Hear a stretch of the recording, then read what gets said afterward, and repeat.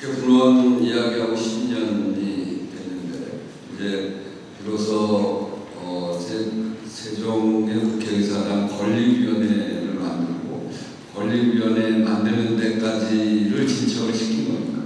이 진척이 생각보다 빠르지 못했고 지금 이제 와서 비로소 이제 만들어진 거죠. 그래서 지금부터 일정을 보면 31년, 32년 이렇게 되는 일정으로 좀 되어 있고, 그래서 그것을 28년, 29년 이렇게 땡긴다라고 하면서 국회의장으로서 지금 얘기하는 거고, 제가 할 수 있는 거는 원래 계획한 대로 진행될 수 있도록 하기 위해서 지금 우리가 33년으로 지금 여기로 가져온 거잖아요.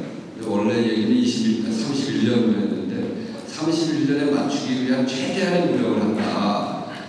그 최대한의 노력이 26년 5월까지 설계 입찰을 완성해서 청사진을 보여드리고, 설계 입찰을 완성하는 것은 기본 설계로 들어가고 그다음에 실시 설계로 들어가는 과정을 거치는 거죠. 그래서 그 설계로 들어가는 단계에까지 지금 국회의장이 최선의 노력을 다해서 거기까지 확정짓고 가겠다 이런 생각이고요. 그렇게 되면 33년으로 되어 있습니다만 31년까지 땡기는 일을 그 이후에 최선의 노력을 다 하면 할 수 있다 해서 생각합니다. 그래서 향후에 모든 로드맵을 제가 확정지어서 이야기할 수는 없는데 원래 우리가 이야기했던 처음에 이야기했던 거하고 조금 다르게 조금 늦어지긴 했습니다만 그래도 지금 이 느슨하게 잡았던 것보다는 좀 당겨서 31년에는 그래도 완성해 볼 수 있도록 우원식 국회의장이 그 기간 동안 최선을 다한다 이렇게 말씀드리고요. 완전 이전이 목표죠. 정말 우리 장동영 의원님 아주 소신 있게 말씀하셨던 대로 이건 국가 균형 발전을 위해서 우리가 세종의 국회의사당을 설립하자고 하는 건데 지금도 행정부와 국회가 서울과 세종으로 나눠져 있으면서 그 비효율이 얼마나 큽니까? 거리에 뿌려지는 돈으로 따지면 정말 국가적 손실이다 이렇게 보여지고, 그래서 국회가 빨리 내려와야 되는데 국회가 내려오면서도 국회가 나누어져서 결국 만들어지게 되면 그 비효율은 더 말할 수가 없게 됩니다. 지금으로서는 수도 규정으로 보면 의장 집무실과 본회의장은 서울에 있어야 된다고 하는데 이것을 우리 장동영 의원님처럼 아주 유능한 율사로 나서고 또 우리가 같이 나서서 이것에 대한 해석 이런 것들도 바꿔가면서 또 그런 비효율이 굉장히 심각해지고 국민적 동의가 이제 그렇게 하면 안 된다라는 동의가 높아지면 저는 그 해석이 바뀔 수 있다고 생각합니다. 목표는 이 세종을 중심으로 해서 국회의사당을 제대로 옮기고 정말 효율적으로 행정이 이루어질 수 있도록 함과 동시에 국가 균형 발전이라고 하는 목표를 이뤄낼 수 있는 그런 방향으로 국회를 설립해 가야 된다.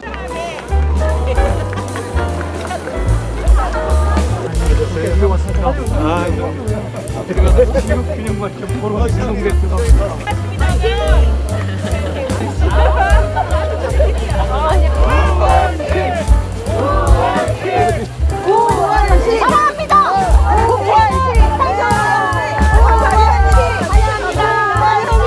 지금 1생활권부터 4생활권까지 개발을 완료했고요.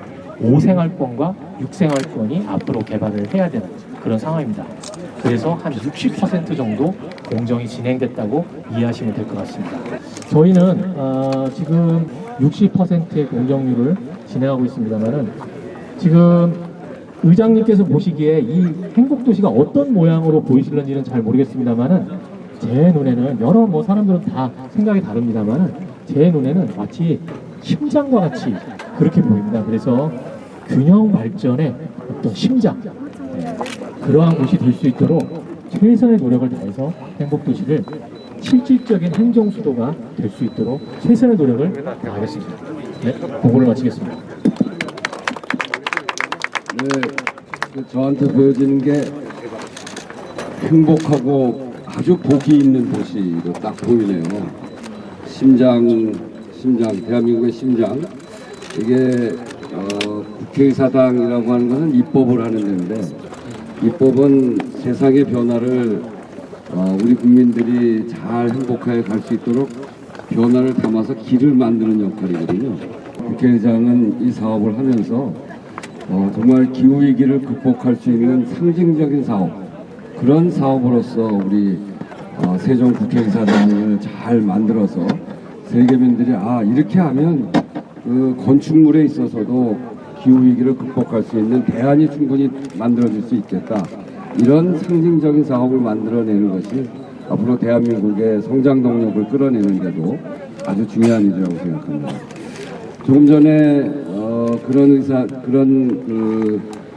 국회의장으로서 국회의장 임기 중에 할 일을 말씀을 드렸는데, 저는 국회의장 되기 전엔 민주당의 국가균형발전 특위위원장을 하면서부터 여기로 와서 국가균형발전 문제를 다루었는데, 이제 국회의장이 돼서 본격적으로 이 사업을 안착시켜야 되겠다. 그래서 제가 임기를 하는 2026년 5월까지는 설계사를 선정하고 기본 설계에 들어가서 그 설계사를 선정한다는 것은 이 국회의사당의 청사진을 국민들한테 보여줄 수 있다, 이런 건데, 그래서 더 이상 지체되거나 흔들림 없이 또 속도감 있게 갈 수 있도록 국회의장의 갖고 있는 힘으로서 최선을 다해서 거기까지 가는 것이 제가 이 일을 맡은 책임자로서의 저의 역할이다, 이렇게 생각하고 속도감 있게 추진해야 되겠다는 말씀드립니다. 준비하시는 분들 정말 그런 것들을 위해서 교통이나 또 주변의 환경이나 이런 것들을 잘 정비해 주시고 그런 속에서 세종의 국회의사당이 잘 만들어져 갈 수 있도록 잘 협력하고 또 제대로 잘 추진해 주시기를 부탁드립니다. 호수공원을 다녀봤는데 아주 좋더라고. 구체적인 수목원 생활. 그 국가 상징물 전체에 대한 마스터플랜을 공모 중입니까? 그렇습니다. 국제 공모 지금 들어가 있는. 세종 국회의사당 건립! 화이팅!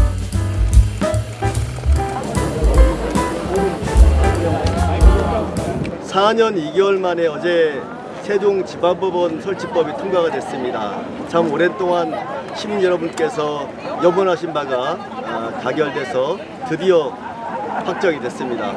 이로 인해서 행정부처, 국회 세종의사당, 대통령 집무실, 그다음에 지방법원까지 입법, 사법, 행정 이걸 갖추면서 행동수도 완성에 초석을 다졌다, 이렇게 생각하고요. 앞으로 국회 세종의사당 절차는 당장은 건립위원회에서 사업 방식을 결정해야 됩니다. 즉 뭐냐면 설계와 시공을 분리발주할 것이냐, 아니면 설계와 시공을 통합발주할 것이냐, 또 범위와 규모 같은 거를 이제 결정하게 되는데요.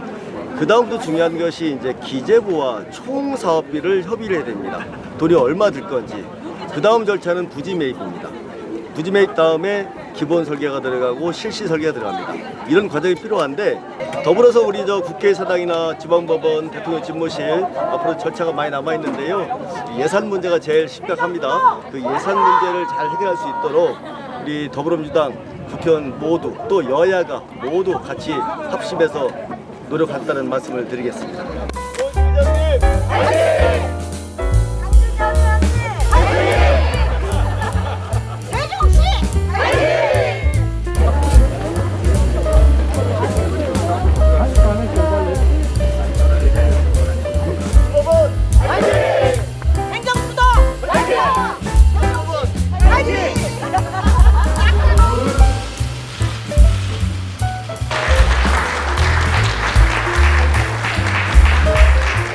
세종의 국회의사당 더 나아가서 에너지 자립을 통해 탄소 중립을 선도하는 상징적 법률로 추진하고, 거기에 국민과 함께하는 민주성과 과거를 이어가다 미래를 준비하는 역사성의 가치를 담아내야 되는 것입니다.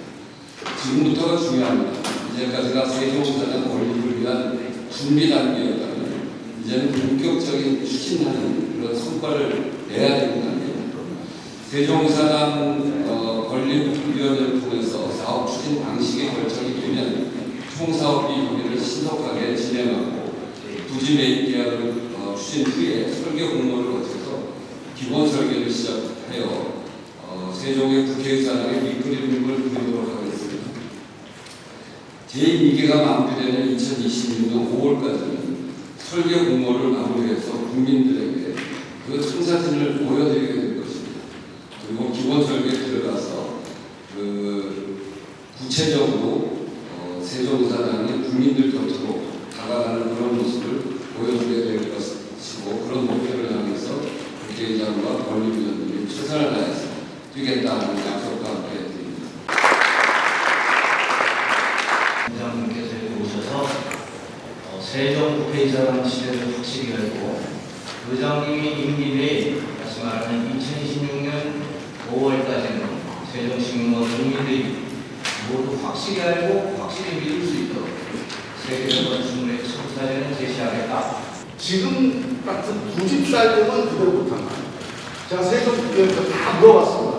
우리 의원분들 또는 장관분들, 우리 기재부 관련해서 물어봤는데, 지금 이런 상태로 이렇게 어정쩡한 90살이 계속 갈 수 있나? 다 계속 못 간다고. 그럼 이제 양당 간에 결정을 내려야 됩니다.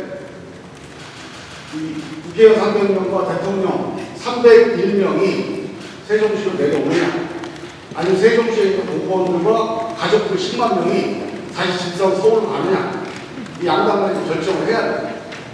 그래서 저는 이 문제에 대해서 헌법을 개정해야 된다 여러 가지 얘기가 있는데, 국회의사당이 어디로 가느냐가 문제의 본질입니다. 왜? 대한민국 민주공화국의 핵심, 국체의 핵심은 국회입니다.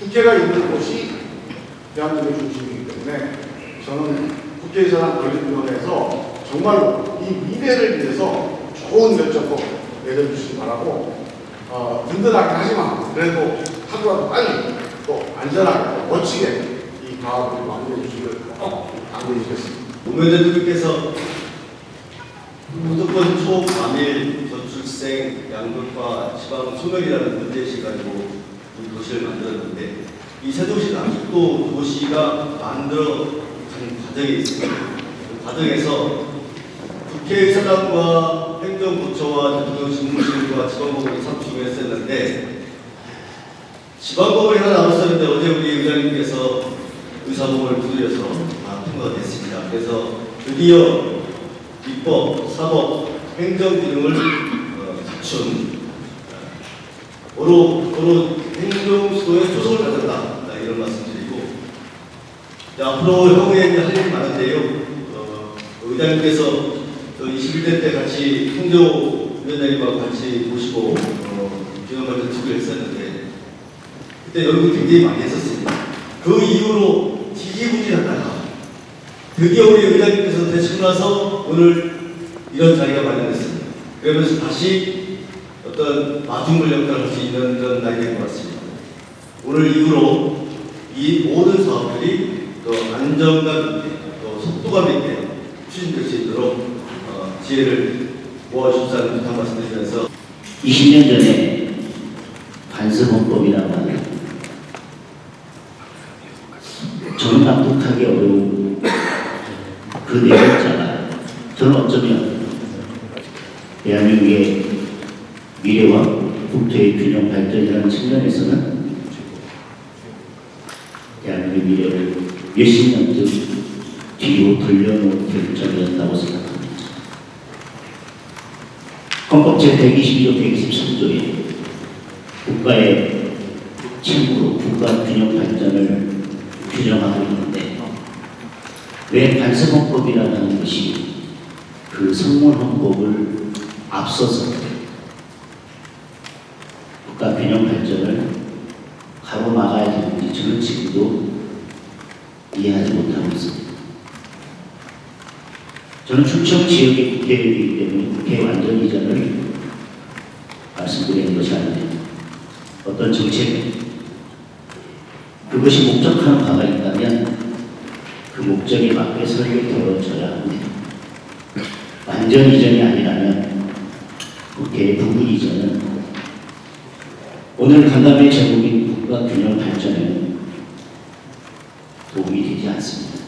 이제 행복도시 건설 청이 추진했던 1단계 행정중심 복합도시 건설의 시간이 이제 한 60% 진행되고 이 시점에 이제 2단계 추진 로켓의 발진이 필요한 그것이 바로 우리 세종국회의사당 건립의 시작이다 이렇게 저는 생각합니다.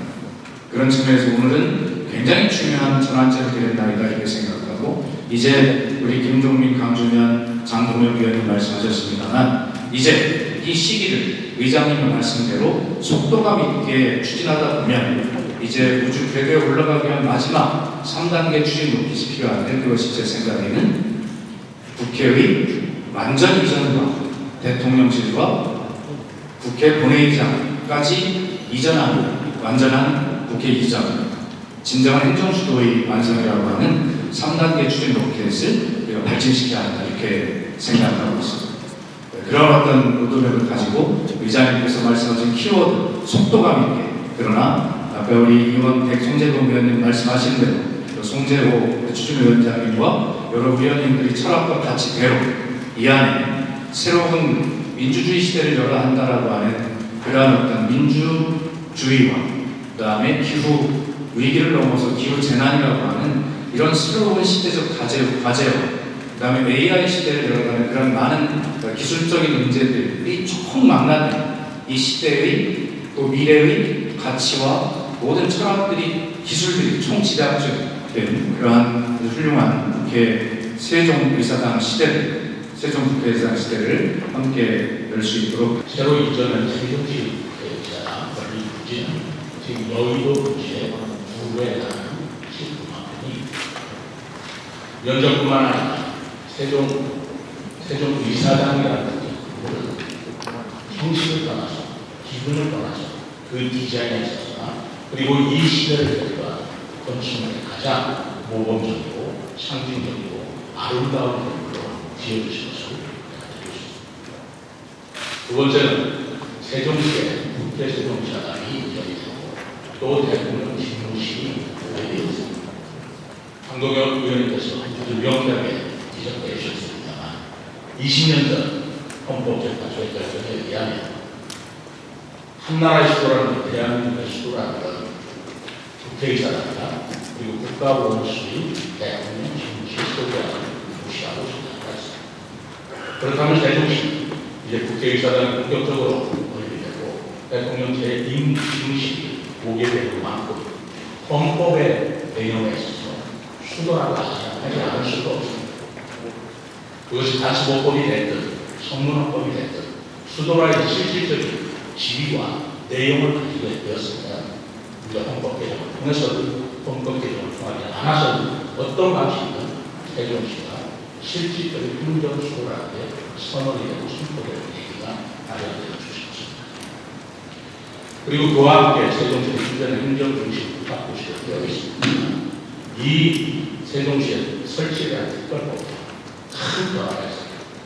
저희 세종시에서 세종특별자치시 승례를 위한 여러 가지 법안을 마련하고 있습니다.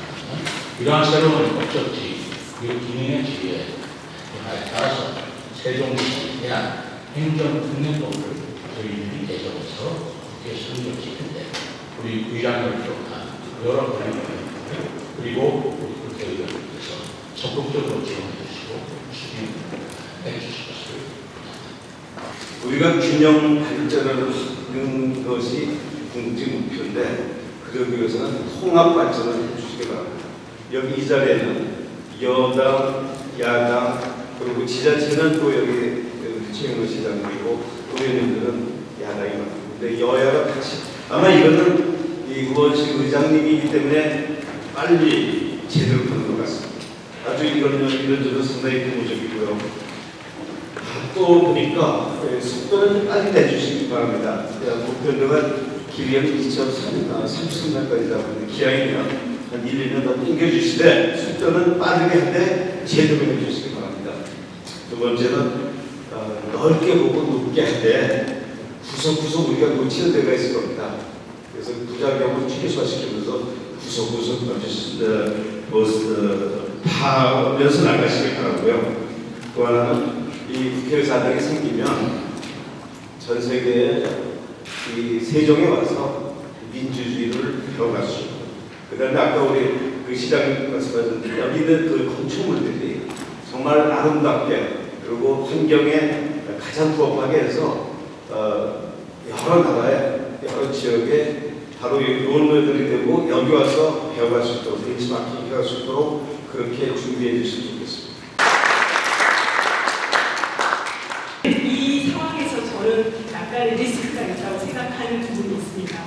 어쨌든 행정중심 복합도시 청에서 하는 발주 방식으로 제2집무실이 만들어지고 또 우리 특히 사무처에서 발주하는 방식으로 또 이 국회 의사당이 만들어지는 과정에서 혹시 공사 기간을 늦출 수밖에 없는 상황, 설계 기간이 연기될 수밖에 없는 그런 리스크가 존재하지 않을까, 그런 위험 요소를 사전에 발굴해서 이렇게 좀 하나씩 제한하고 나가는 그런 게 필요할 것 같습니다. 발주처가 두 개고 하나의 생활권 내에 다양한 설계사와 다양한 시공사가 들어오기 때문입니다. 그리고 또 하나는 아까 건축물뿐만 아니라 외부 공간이 굉장히 중요하다고 했는데 어쩌면 그 외부 공간은 국민들의 공간이고 또 이 건축물도 국민들을 위한 공간이 될 수도 있을 거라고 생각하기 때문에 이런 부분에 의해서 중재자 역할을 할 수 있는 분들이 좀 필요할 것 같습니다. 그게 우리 건립위원회 위원님들께서 중재 역할을 할 수 있는 건지 아니면 다른 위원님들께서 또 들어오셔야 되는 건지도 좀 필요하고 이런 도시계획의 마스터 플랜부터 각각의 집무실의 대변인이자 조화롭게 이걸 끌고 나갈 수 있는 중재자로서의 건립위원회의 그 위원, 폭이 좀 넓어져야 되고 역할도 넓어져야 되지 않을까 싶습니다. 네트워크를 통해서 서로 협력해가야 됩니다.